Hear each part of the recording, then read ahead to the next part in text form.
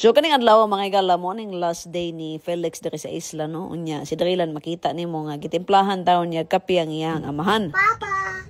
Na. Unsa na kay? Papa. Ay, thank you. Papa na? Say ba? Cheese lang ba?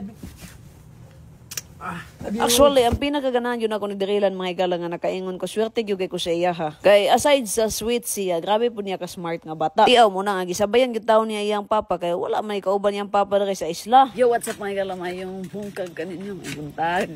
So naami diri karon mga igala kay gihatod na mo si Felix sa port lagi. Nya si Drillan natulog pa man, so amo nang pagkaon kay kwao na mo diri or tambay sa siguro mi diri. Dego sa siguro mi diri. Ya atong si Drillan kung mata na ba. Ya kauban kung iya Miracle. Uyab sige pagod.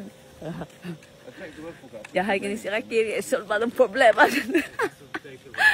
Pero bituang ay hay no kung kayahin lang yun sa mga trabahante gid pangitaan yun ako. Paris may gala. So mga beta, pag mata na ba sila.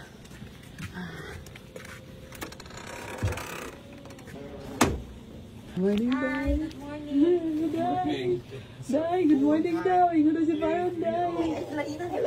Day, good morning daw, Day. Mag-inaan ako. Good morning, bata. Sira dyan kayo ni siya, uy. Gani. Pwede ko nag-explain ka. Mga bitaw, mga ikalag ng uban staff, nagpabingon, di tao na sila, okay.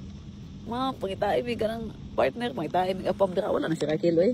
Sana. Ayaw ko, katawan. Lami na kayo ka ng pahiyom. So, karon mga igala, nagulat kami diri mata si Drillan niya, sila Sean o si Baron, kaya nangapi siya dito. So, chill sa mga istorya, sabi niya silang love life, kung nagunsa sila kagabi, nag-quickie, wala mo. Wala na ito talking, nag-late night talk, sila di Baron, mga igala. Kani nga video ha, kaya ano kani siya kanang way pulos. Naka na siya tanong og dili.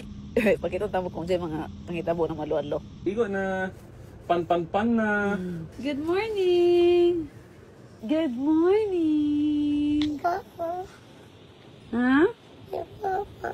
Onya kada buntag mga igala no magtanga gyud taon na si Drillan no maabtan pa nagpila ka minuto bago na mag-restart gihang utok. Makita ni mga murag dako jud na siya problema pero normal lagi na siya ha. Pero bitaw nangita na siya siyang papa kay wala man gud minananghid mga igala kay mananghid ming basi mohilak na. So pag mata ni Drillan mga igala kay automatic nagdula din na siya siyang Tito Sean og siyang Kuya Baron no nya mag-atik-atik daw sila nga makuyawan daw kunuhay si Baron. Kani kay hawd pud ni siya magdula-dula pud og bata gyud. Pares yun silang Sean ba nga hilik mga bata gani kay ingon jud ko. Grabe gyud kahayahay ni Raquel ni Baron gyud. Pag humana mo diri mga igala ni diretso mi support kay gisundo na mo si Chloe kay dala man niyang ako ang pamilya gud nga mobuhat sa among bamboo house pa. Mga to for today, daghang salamat.